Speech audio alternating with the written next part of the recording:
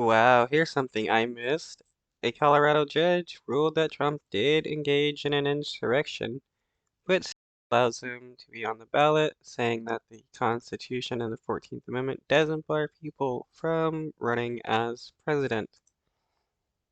We've been following breaking news out of Colorado where a judge ruled against an attempt to keep Donald Trump off the ballot in 2024.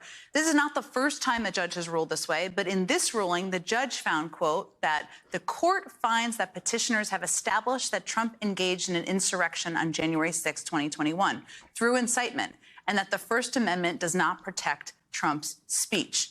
We're all trying to make sense of this. But joining me now is someone who can help us do that, Colorado Secretary of State Jena Griswold. Well, Secretary Griswold, thank you so much for joining us. I've been reading all the clips and I've been trying to make sense of what this all means. So let me start by just asking you what I mean, if he did engage in insurrection, he should be going to jail. your reaction is to the ruling and what this means in Colorado.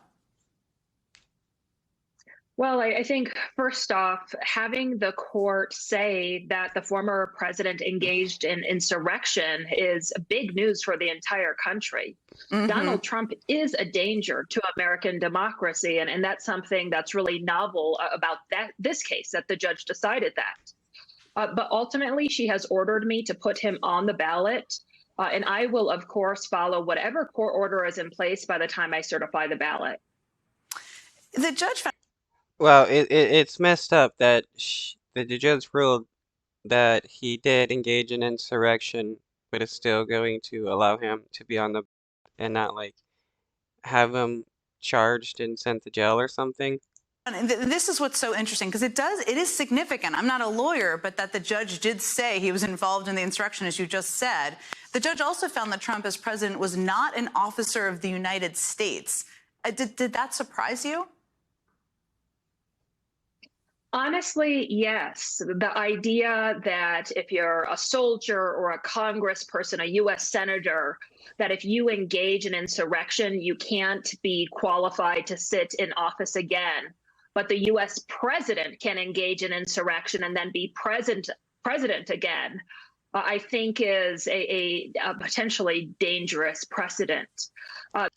Though we all know that the 14th Amendment also means the president as well. It's not just everybody but the president. The presidency is the most powerful office in this nation. And that the idea that the U.S. Constitution does not protect against a rogue insurrectionist president, I think is a big concept. And honestly, there's scholars on both sides of this issue. I think This has set the precedent that you can, as a president, be involved in an insurrection and really take over the government. And if that fails, you won't go to jail. All you can do is run again and potentially do it a second time and not go to jail again, and then just get other people to do the same and hopefully have one party have total control of the government. think the court made a very thoughtful decision. And, it's a judicial process. There are days to appeal. The petitioners could appeal, but Donald Trump could appeal also. He may not like being called an insurrectionist by this court and very well could file an appeal. Oh, well, that would be an interesting development, too. As you said, it sounds like reporting suggests the plaintiffs could appeal. We'll see what they do. There's reporting that this then, of course, would go potentially to the Supreme Court. The timeline of that we can't predict entirely here, you and I, but explain to us a little bit some of the deadlines in Colorado. I mean, what timeline would that need to proceed through to have an impact if they change the ruling? Well, petitioners or any party have 3 days to file an appeal. That appeal would go to the Colorado Supreme Court, and I believe the Colorado Supreme Court would act quickly. The certification for the presidential primary in the state of Colorado is January 5th. The district court who just decided the case we're talking about, that's the first court that this case has been in the state of Colorado, really understood the urgency of just the election calendar and really pushed the trial quickly. So there's plenty of time, but regardless if Trump is on the ballot or not, American voters have all the opportunity to save American democracy.